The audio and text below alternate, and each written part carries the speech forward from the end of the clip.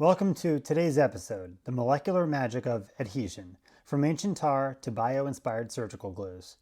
Today, Annaliese and I unravel the fundamental forces behind sticky. This episode delves into the molecular mechanics of adhesion, the surprising history of natural glues, including the iconic Elmer's cow, and the incredible strength of bio-inspired adhesives like mussel byssus and barnacle cement. We'll also explore the staggering global consumption of glue and its environmental impact, offering essential material science and historical context for both curious kids and adults. You'll have to forgive us on this episode. Ani was getting over the sniffles, and I was feeling like a crumpled up piece of trash thrown out in the car window on the highway. So, if you can get through my monotonous, tired voice, pretend to be glued to this podcast and stick around anyways. Also, my plan is to post a new episode every Tuesday, so we're already behind, but it's better late than never. And please, if you like this content and want to hear more of it, give us a 5-star review and subscribe.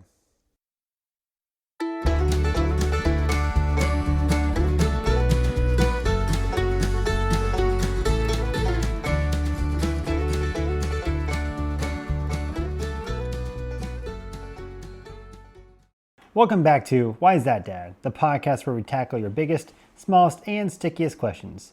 I've got my official Chief Question Officer, Annaliese, here with me today. You excited to be on? Yeah, Dad. I'm really excited. Today's topic is about glue, but before we stick our ideas together, we'll cover an omission for last week. Yes, Ani, even Dad makes mistakes. All the time, actually. I want to cover an omission from last week's episode on why the sky is blue. When we discussed natural blues in nature, I omitted indigo. I did this originally because it isn't a blue pigment. You can't simply crush up indigo and dye your clothes blue. But its significance is worth me including it at the beginning of this episode. Anyways, indigo dye is arguably the most culturally significant blue colorant in history, and its journey is completely different from ultramarine or Prussian blue. Indigo is one of the world's oldest and most important plant-based dyes. Indigo is derived from several plant species, most famously Indigofera tinctoria, which is true indigo, native to India, which is how it got its Greek and Latin name, indicon, meaning from India. In Europe, it was historically derived from the less potent woad plant. The use of indigo dye has been traced back over 6,000 years to ancient civilizations in Peru, the Indus Valley, and Egypt, so it's truly a globally significant dye, unlike lapis lazuli. It produced a rich, light-fast, and wash-fast blue that was color-stable, so it became an incredibly valuable commodity. European trading companies in the 17th and 18th centuries considered it blue gold, making it a primary driver of colonial trade and, tragically, a major crop for slave labor in the Americas. Indigo is chemically unique because it's a vat dye, which means it's naturally insoluble in water. To dye fabric blue, you have to temporarily change its color and chemical structure, kind of like how the delphinium from last week's episode changes color with pH. The dye, the molecule indigotin, is first placed in a large vat and chemically reduced, historically by natural fermentation, but now it's just with chemicals, to convert it into a soluble yellowish-green form called leucoindigo. The cloth is then dipped into this yellowish vat. When the cloth is pulled out and exposed to the air, the oxygen in the air rapidly reverses the chemical reaction. The soluble yellow leucoindigo converts back into the insoluble blue indigotin, which is now physically trapped inside the fibers. This reduction-oxidation process is what creates the vibrant blue color. That, to me, is quite fascinating. The most famous application of indigo directly relates to its unique chemical properties with blue jeans, of all things. You see, most modern dyes penetrate and permanently stain all the way through a fiber. Indigo, however, due to its insoluble nature, only bonds to the surface of the cotton thread. This surface bonding is the reason jeans get that desirable signature faded look. With every wash and wear, small amounts of the indigo pigment flake off the surface, revealing the white cotton core. This unique fading effect made it perfect for durable workwear like Levi Strauss's denim. Today, almost all denim is dyed with synthetic indigo, which was first developed in the late 19th century. So, while ultramarine was an expensive pigment for painting the heavens, indigo was a revolutionary dye that colored the clothing of the world, from ancient royalty to modern laborers. Okay, that's enough of last week's recap. Ani, what's your question for me today?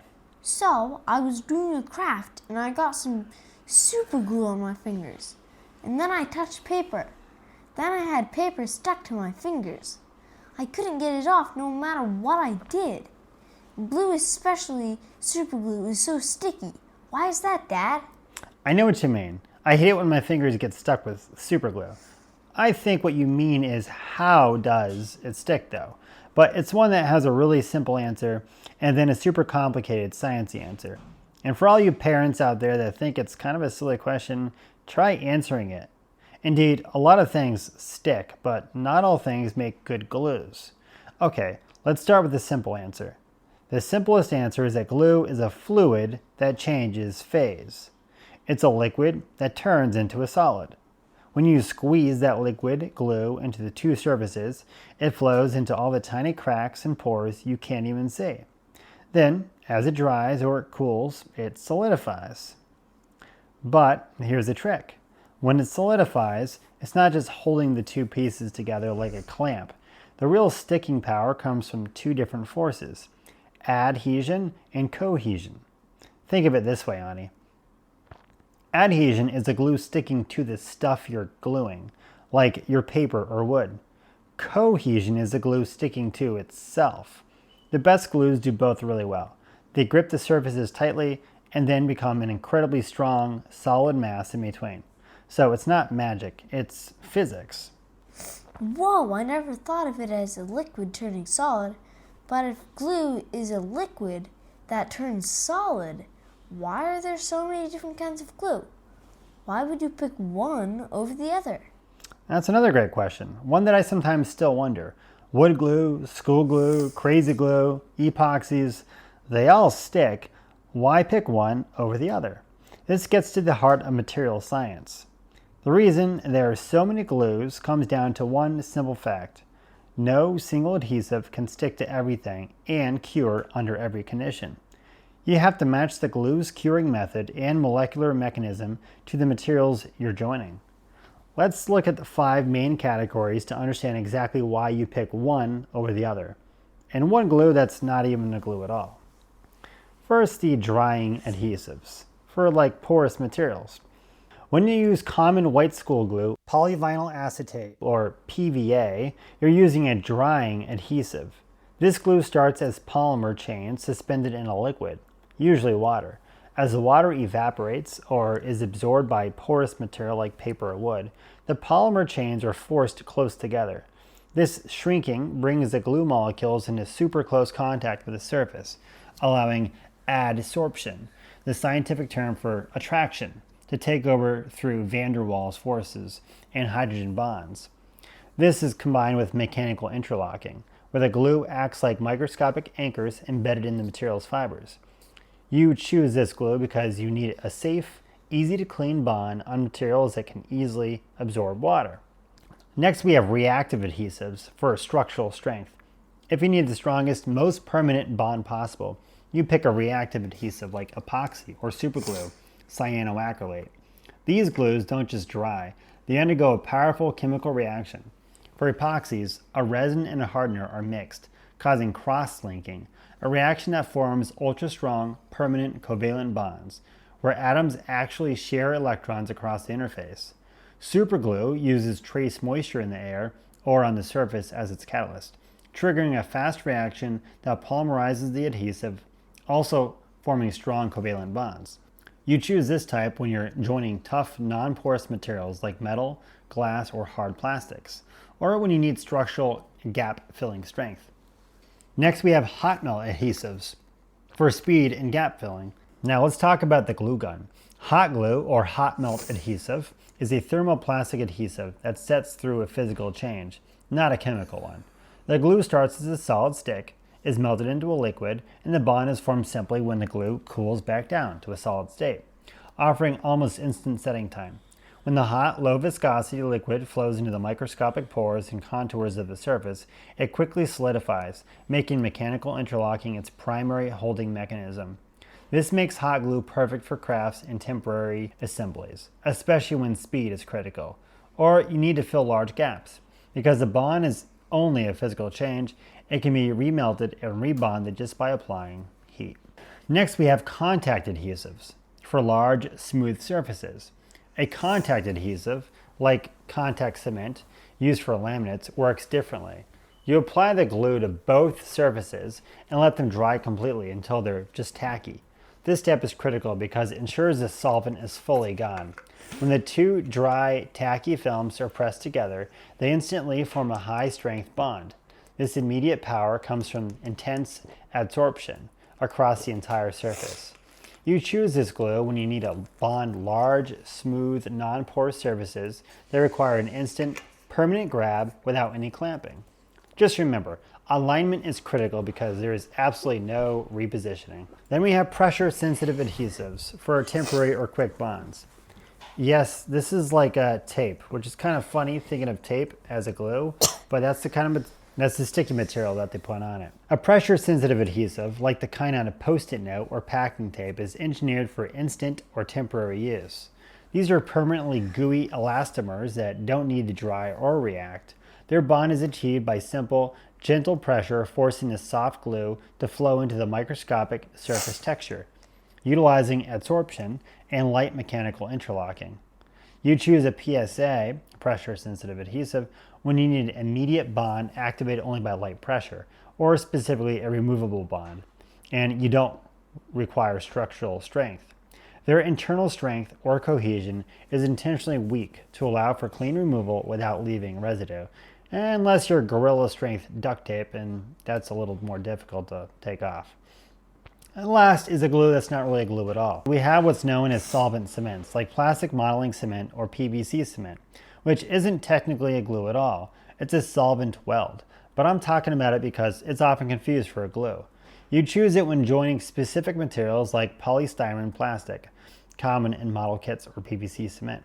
The application is straightforward. The cement uses a strong solvent to temporarily dissolve and soften the surfaces of the two plastic pieces. When they are pressed together, the softened polymer molecules from both sides intermingle and fuse together in a process called diffusion bonding. The solvent then quickly evaporates, leaving behind no foreign adhesive material, just the original plastic, which is now chemically one piece, resulting in an extremely strong and permanent bond. So, no matter which type you use, they're all relying on those same forces: adhesion, which is sticking to the object, and cohesion, which is sticking to itself. The difference is just how they go from being a flexible fluid to a rock-solid bridge between two objects. They all essentially harness the power of molecular attraction, super tiny forces between the atoms and molecules in a glue, and the atoms and the things you're sticking together. That is so cool that they use water or heat or even other chemicals to work. I wonder who was the first person to figure any of that out. What's the history of glue? And when did people start sticking things together? That takes us way, way back, Annaliese. Glue isn't a modern invention at all. In fact, some of the very first glues were made by early humans, even before recorded history. The earliest evidence of people using adhesive comes from a place called Sibudu Cave in South Africa. Archaeologists found stone tools from about 70,000 years ago that were still stuck to wooden handles using a sticky substance. It was a very simple natural glue made from tree sap and plant resin. One of the greatest examples of this is from the Ötzi the Iceman, the 5,300-year-old mummy found in the Alps. His copper axe, the one he was carrying when he died, was held together by a surprisingly strong black substance.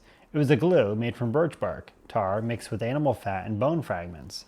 That simple, natural resin held the trapezoidal copper blade to the wooden handle for over 5 millennia, which is pretty wild.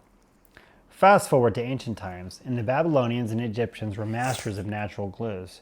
They used animal glues, often called hide glue, made by boiling down animal parts like skin, bones, and tendons. The collagen protein in them makes a great adhesive when cooked down. They use this for everything from building furniture to making those elaborate sarcophagi for the mummies. Even the famous violin maker Stradivari used animal hide glue for his instruments. The next big breakthrough didn't come until the 1930s and 40s, with the invention of synthetic plastics and polymers. That's when scientists like Dr. Harry Coover who was trying to develop clear plastic gun sights during World War II, accidentally invented the super strong cyanoacrylate adhesive, which you and I call superglue, in 1942. He didn't even realize how great it was at first, and it wasn't sold to the public until 1958.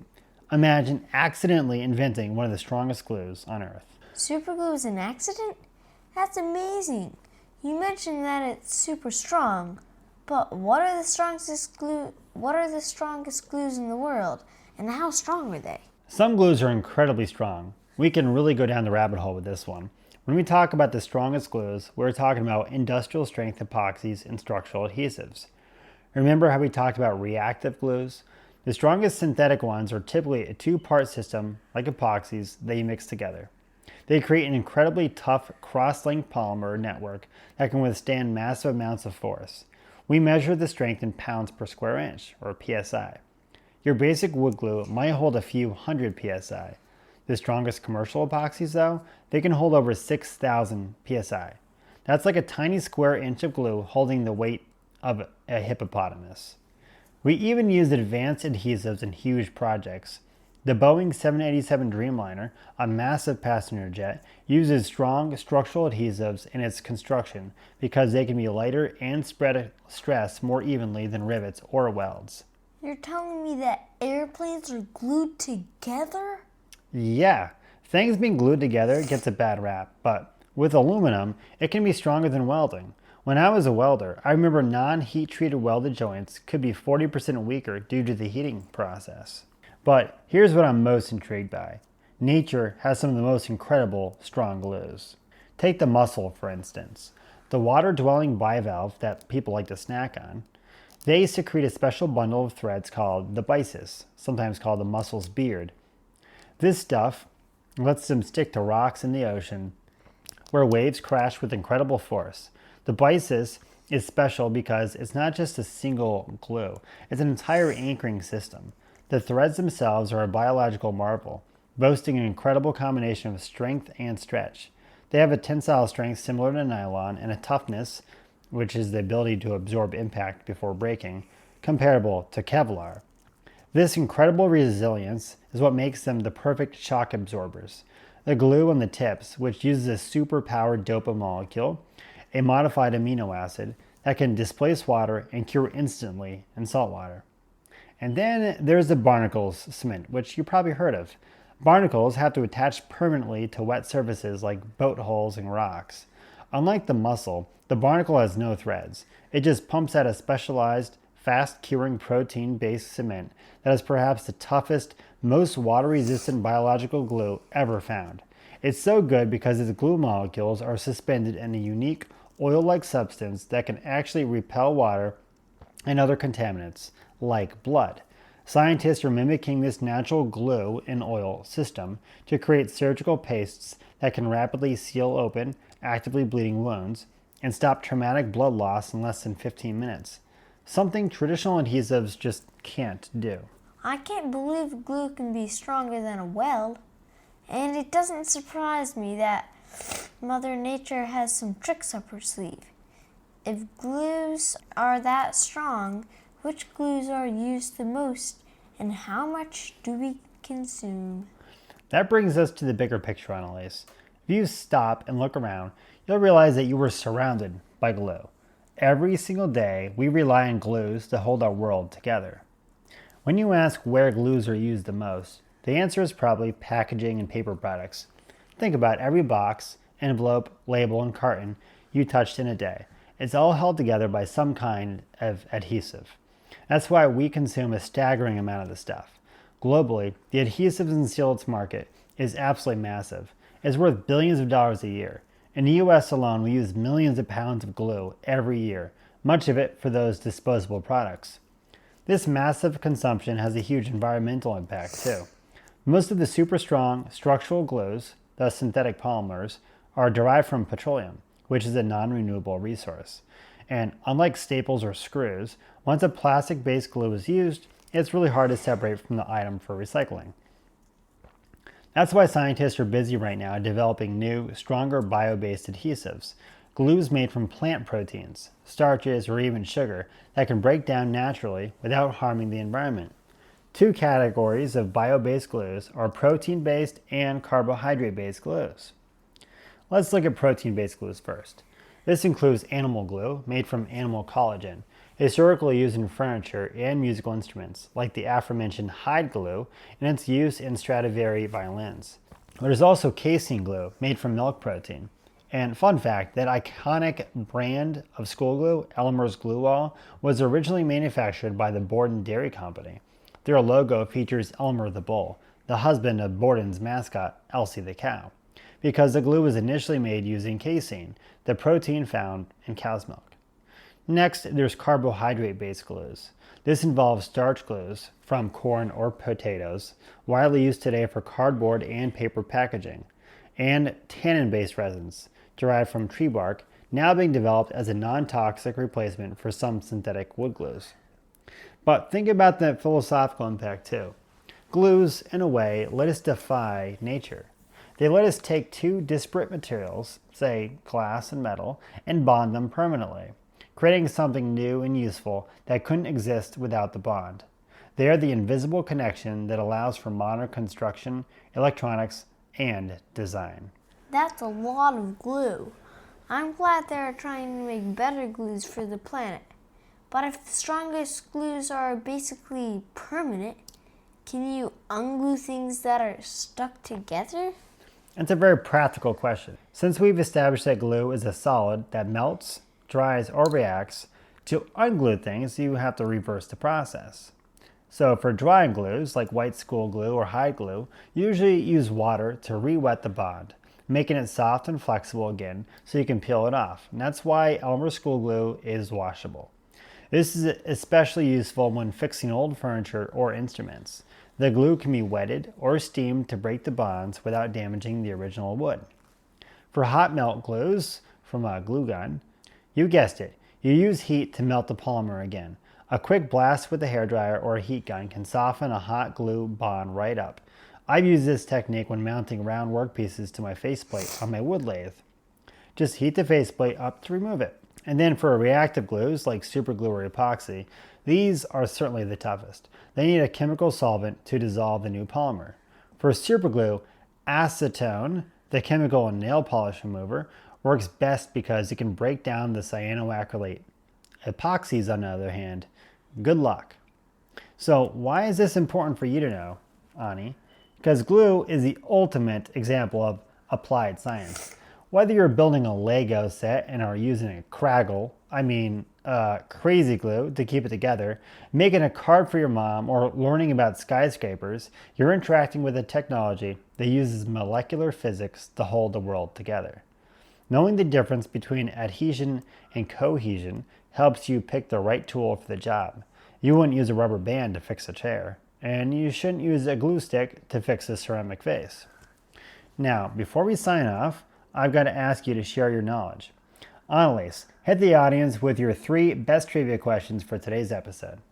Okay, listeners, time to see if you are paying attention. The first person who answers the questions correctly and posts them in the comments section will get their name read during the next episode. Unless you're shy, then give us the name of your first grade school teacher, or make a name up, okay? What are the 2 forces that give glue its stickiness? One is the glue stick to the object, and the other is glue sticking to itself. What common household chemical is best for removing superglue? Besides the strongest synthetic glues, what marine animal produces one of the strongest natural glues that scientists are still studying? And congratulations to our last week's winners, Rasputin and Sarmina, who are feline listeners. Amazing job, Annaliese. And for all you listeners, if you love learning about the amazing science of stickiness, please take a second to leave us a 5-star review on your favorite podcast app. It really helps other curious kids and dads find us. Also, if you want to see what life is like with a big family, be sure to check out our sister YouTube channel, Contemplative Chaos. That's it for this week's Why Is That Dad? Keep asking those sticky questions, and we'll see you next time. God bless. Bye.